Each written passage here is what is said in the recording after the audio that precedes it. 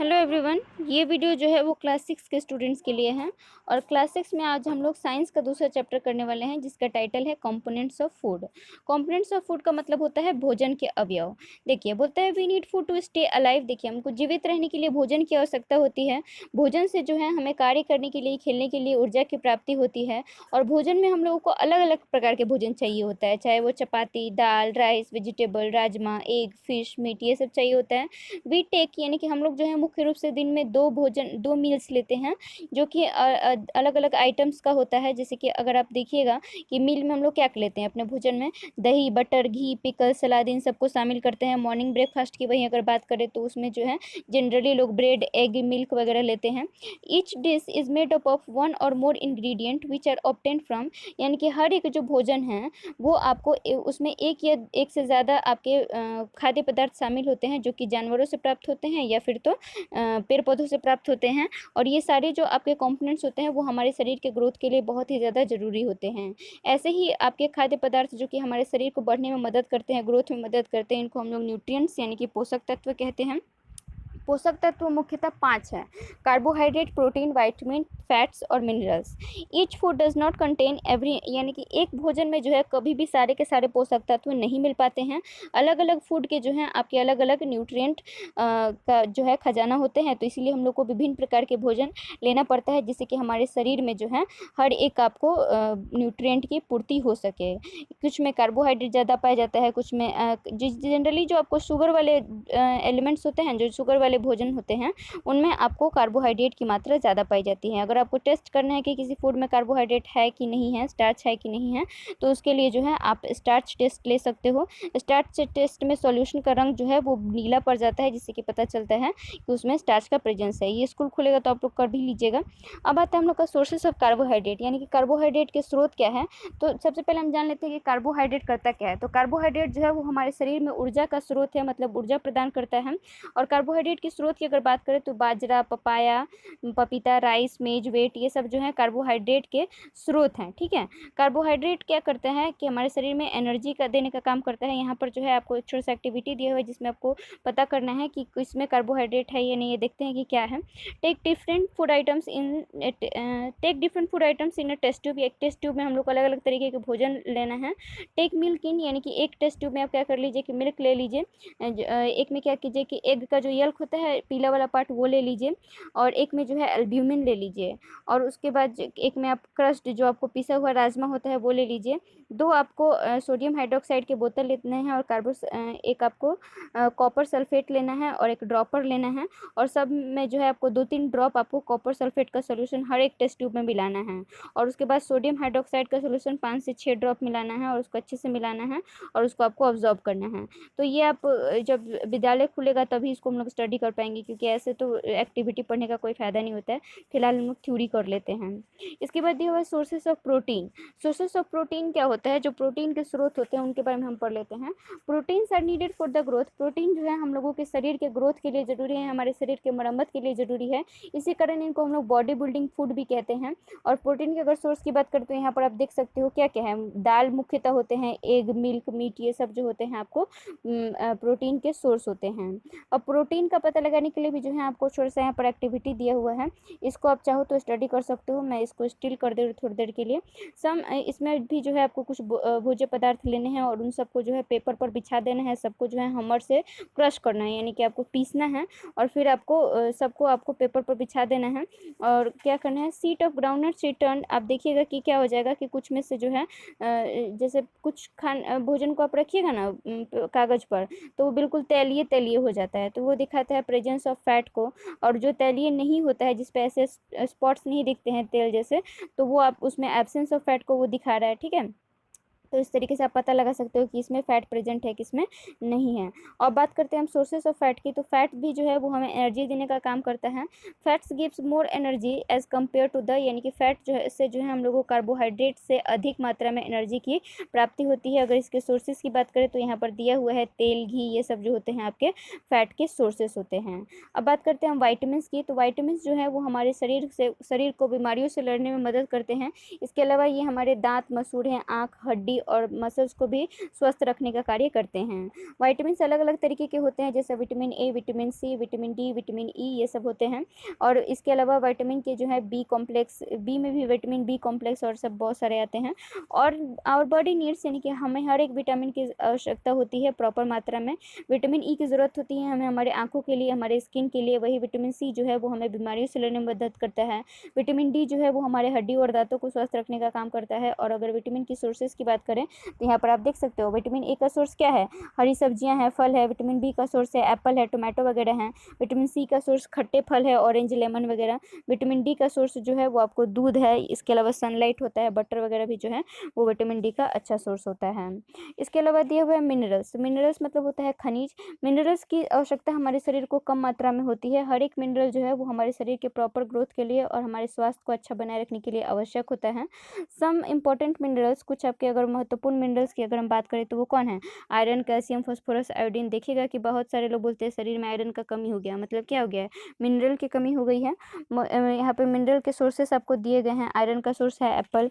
Calcium का source अगर देखिएगा तो पोटैटो मिल जाएगा, मिल्क से भी मिलता है कैल्शियम। आयोडीन का सोर्स सबसे अच्छा आयोडीन वाला नमक है या सी फूड से भी आयोडीन मिलता है। फास्फोरस का सोर्स बनाना या दूध वगैरह है। Most food items generally have, यानी कि ज़्यादातर जो भोजन होते हैं उनमें आपको एक से ज़्यादा न्यूट्रिएंट होते हैं। जैसे मिल्क है तो मिल्क में तो मिल्क को कंप्लीट फूड भी कहा जाता है। ऐसा इसलिए है क्योंकि इसमें जो है काफ़ी ज़्यादा न्यूट्रिएंट्स पाए जाते हैं। लेकिन कुछ ऐसे भी भोजन तत्व होते हैं जिनमें किसी एक न्यूट्रिएंट की ही बहुत ज़्यादा अधिकता होती है। जैसे कि राइस की अगर हम बात करें तो राइस में कार्बोहाइड्रेट की ही ज़्यादा अधिकता होती है, बाकी सारे न्यूट्रिएंट्स जो है उतनी ज़्यादा नहीं पाए जाते हैं। Beside this nutrients our body also need, इन सारे आपके पोषक तत्वों के अलावा हमारे शरीर को रफेज यानी कि रुक्षांश की भी आवश्यकता होती है और पानी की भी आवश्यकता होती है। जो आपके ताजे फल या सब्जी या फिर आपके चना वगैरह जो होता है ना, वो आपको रुक्षांश के अच्छे सोर्स है, रफेज के अच्छे सोर्स हैं। ये कोई न्यूट्रिएंट तो नहीं है, लेकिन ये आपके हमारे भोजन के ज़रूरी कंपोनेंट्स इसलिए भी हैं क्योंकि इनके जब हम लोग पर्याप्त मात्रा में खाते हैं तो इससे हमारे शरीर में जो आपको भोजन अनडाइजेस्टेड रहता है, जो पच नहीं पाता है, वो हमारे शरीर से बाहर निकल जाता है। वाटर भी जो है वो हमारे शरीर में आपको न्यूट्रिएंट्स को अब्जॉर्ब करने का काम करता है, इसीलिए ये भी ज़रूरी है। इसके अलावा जो है हमारा पसीना निकलना या स्टूल निकलना, ये भी जो है वाटर के कारण ही पॉसिबल हो पाता है। तो हम लोगों को जो है कम से कम दिन में 12 से 14 ग्लास पानी ज़रूर पीना चाहिए और पानी बिल्कुल साफ़ और शुद्ध पीना चाहिए, जिससे कि जो है बीमारी हम लोगों को किसी प्रकार का ना हो। अब बात करते हैं बैलेंस डाइट की, यानी कि संतुलित भोजन की। We need food to get energy and to stay alive. जो हमको पता है कि हम लोगों को जो है जीवित रहने के लिए और ऊर्जा प्राप्त करने के लिए भोजन की आवश्यकता होती है। हमारे शरीर के प्रॉपर ग्रोथ के लिए, हमारे अच्छे हेल्थ के मेंटेनेंस के लिए भी जो है भोजन की आवश्यकता होती है। तो हमारा भोजन ऐसा होना चाहिए जिसमें सारे के सारे जो आपके न्यूट्रिएंट्स हैं वो प्रॉपर क्वांटिटी में शामिल हो। The diet should also contain a good amount, यानी कि ऐसा हमारा डाइट ऐसा भी होना चाहिए जिसमें जो है पर्याप्त मात्रा में रफेज हो, यानी रुक्षांश और जल की भी मात्रा हो। To eat more in a proper diet, यहाँ पे क्या दिया हुआ है कि हम लोग को जो है एक अच्छा प्रॉपर डाइट लेना चाहिए और ऐसा डाइट जो कि आपको सारे न्यूट्रिएंट्स को सही मात्रा में कंटेन करता है, रखता है, तो प्रोवाइड कराता है, उसको हम लोग बैलेंस डाइट यानी कि संतुलित भोजन कहते हैं।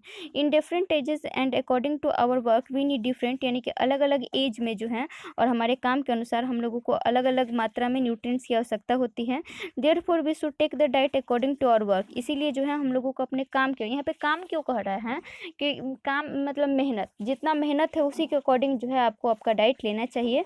ए ग्रोइंग, जैसे कि आपको जो बढ़ने वाले बच्चे होते हैं जैसे कि आप लोग हैं, तो आप लोग को ज़्यादा मात्रा में प्रोटीन लेना चाहिए ताकि आपका शरीर का ग्रोथ अच्छे से हो। जो दाल, ग्राउंड नट, जो मूंगफली, सोयाबीन या फिर स्प्राउटेड मूंग जो होता है ना, जो जिसमें से वाइट वाइट निकला हुआ रहता है, वो पानी में रख देने पर उसको हम लोग स्प्राउटेड मूंग कहते हैं। इसके अलावा राइस, मिस्सी रोटी, सीरियल्स, बनाना, सत्तू, वेजिटेबल्स, ये सारे जो फूड हैं इनमें कई सारे न्यूट्रिएंट्स पाए जाते हैं। Therefore it is not necessary, यानी कि ज़रूरी नहीं है कि आप मतलब महंगा भोजन ही करो तो आपको बैलेंस डाइट मिलेगा। बैलेंस डाइट जो है वो आपको रोज़मर्रा के भोजन में भी मिल सकता है, बशर्ते कि आप सही भोजन का चुनाव करें। Eating and cooking of the food is also very important, यानी कि भोजन का सही तरीके से खाना और उसका पकाना भी ज़रूरी है। इफ़ ईटिंग एंड कुकिंग, यानी कि अगर जो है खाने का तरीका आपका गलत हो या पकाने का तरीका गलत हुआ तो इससे भी जो है सारे पोषक तत्व खत्म हो जाते हैं। जैसे मान लीजिए कि अगर आप क्या करिए, काटने के बाद अगर सब्जी को धोइए तो बहुत सारे सारे विटामिन्स जो हैं वो धुल जाते हैं। The skin of many vegetables, कई सारे ऐसे भी वेजिटेबल्स होते हैं जिनके स्किन में कई सारे विटामिन्स और मिनरल्स होते हैं, तो उनको अगर छील देते हैं आप तो विटामिन्स और मिनरल्स चले गए उसी के साथ। वहीं जो है बार-बार अगर दाल या चावल को धोते हैं तो उसके साथ भी बहुत सारे विटामिन्स चले जाते हैं। कभी-कभी क्या होता है कि खाना को अधिक ज़्यादा आप पका दीजिए तब भी उसमें के जो यूज़फुल प्रोटीन या मिनरल्स होते हैं वो जल जाते हैं और किसी काम के नहीं रह जाते हैं। It can be harmful for us to eat too much, यानी कि अगर जो मान लीजिए कि कोई फूड जो है उसमें बहुत ज़्यादा फैट है तो उसको अगर हम खाते हैं तो हम ओबेसिटी का भी शिकार हो सकते हैं। तो ना ही ओवर कुक्ड फूड खाइए, ना ही जो है आप बिल्कुल क्या कहते हैं ख़राब हैबिट को अपनाइए खाने वाला। और ना ख़राब हैबिट को अपनाने का मतलब क्या है कि बिना वो जो बहुत ज़्यादा फैट वाला भोजन होता है जैसे कि आप लोग खाते हो पिज़्ज़ा, बर्गर या फिर मैगी वगैरह या कुरकुरे, ये सब जो इसमें बहुत ज़्यादा फैट होता है तो इससे मोटापा का शिकार हो जाते हैं बच्चे। अब बात करते हैं हम डिफिशियंसी डिजीज़ की। डिफिशियंसी डिजीज़ ऐसी डिजीज़ होती हैं जो किसी पोषक तत्व की कमी के कारण होती हैं, ठीक है। तो ये जब हमारे शरीर में बहुत लंबे समय तक पोषक तत्व कोई नहीं मिलता है तो उसी कारण ये बीमारियां लगती हैं। डिफिशियंसी का मतलब ही होता है कमी।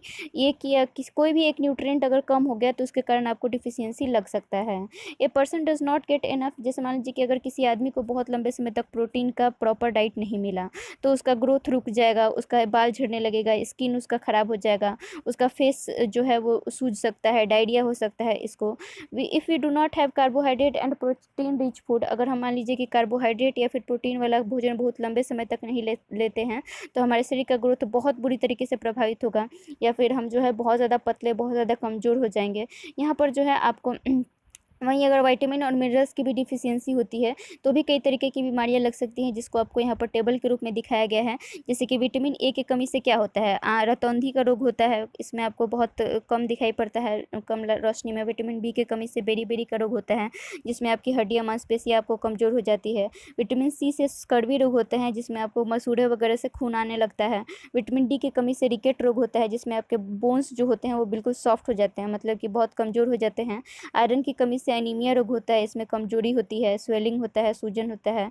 कैल्शियम की कमी से आपके हड्डी और तीथ जो हैं वो सड़ने लगते हैं। और आयोडीन की कमी से ग्वाइटर रोग होता है जिसके कारण देखिएगा घेंघा रोग इसको कहा जाता है। गले के पास जो है बड़ा सा थैला जैसा निकल जाता है। सारी डिफिशियंसी तभी हम लोग रोक सकते हैं जब हम एक बैलेंस डाइट लें, इसीलिए बैलेंस डाइट को लेना बहुत ज़्यादा ज़रूरी होता है। अब हम इसका एक्सरसाइज करवा रहे हैं, आप लोग करिए। Chemical used to test starch test करने के लिए कौन से हम लोगों को केमिकल की ज़रूरत होती है? आयोडीन सॉल्यूशन की ज़रूरत होती है। आयोडीन सॉल्यूशन के आगे टिक मान लीजिए। Which of this is not a good source of carbohydrate? Carbohydrate का अच्छा सोर्स सोयाबीन नहीं है, सोयाबीन प्रोटीन का अच्छा सोर्स है। It is a plant source of fat, fat का प्लांट सोर्स क्या है? तो ग्राउंडनट ऑयल है, ग्राउंडनट ऑयल के आगे टिक मान लीजिए। बेरी रोग किसके कारण, कमी के कारण होता है? विटामिन बी की कमी के कारण। ट्रू फॉल्स कीजिए। Egg is a good source of food, good source of food, हाँ ठीक है, ट्रू कर लीजिए इसको। Proteins are body building food, true है ये भी। Amla is a good source of vitamin C, ये भी ट्रू कर लीजिए। Obesity is caused by less eating food, नहीं, इसको फॉल्स कर लीजिए। फिर इन द ब्लैंक्स करिए। Scurvy is cause due to deficiency of vitamin C हो जाएगा इसमें। Dash is cause due to deficiency, rickets भर लीजिएगा, RICKETS। Deficiency of iron causes anaemia, anaemia का वर्ड आप यहाँ से देख सकते हो, एनीमिया यहाँ पर लिखा हुआ है, ANAEMIA, एनीमिया। इसके अलावा जो है आपको यहाँ पर दिया हुआ dash and dash are good source of vitamin A, तो विटामिन ए क्या क्या चीज़ से मिलता है? तो विटामिन ई का कोई भी आपको 2 सोर्स लिख सकते हो आप, यहाँ पे मिल्क लिख सकते हो या फिर मिल्क लिख लीजिए, और फ्रूट्स लिख लीजिए, फ्रूट्स भी लिख सकते हो तो वो भी चलेगा। मैच द फॉलोइंग कर लीजिए। रिकेट्स है तो विटामिन डी से मिला लीजिए। लॉस ऑफ विजन को विटामिन ए से मिला लीजिए। एनर्जी गिविंग फूड को एनर्जी गिविंग फूड को कार्बोहाइड्रेट से मिला लीजिए। बॉडी बिल्डिंग फूड को आप प्रोटीन से मिला लीजिए। और बाजरा और मेज को आप गुड सोर्स ऑफ कार्बोहाइड्रेट से मिला लीजिए। आपको 2 सोर्सेस लिखने हैं। विटामिन डी का 2 सोर्स क्या हो जाएगा? तो मैंने बहुत सारा सोर्स आपको सब किसी का बताया है। विटामिन डी का भी सोर्स मैंने बताया, बटर लिख सकते हो, सनलाइट लिख सकते हो। फैट का सोर्स ऑयल, घी लिख सकते हो। प्रोटीन का सोर्स मिल्क लिख सकते हो, सोयाबीन लिख सकते हो। कार्बोहाइड्रेट का सोर्स वेट लिख सकते हो, राइस लिख सकते हो। इतना सारा एक्सरसाइज आप लोगों को होमवर्क में करना है और इस चैप्टर को रीडिंग करना है। रहने देते हैं आज के लिए इतना ही। Thank you very much.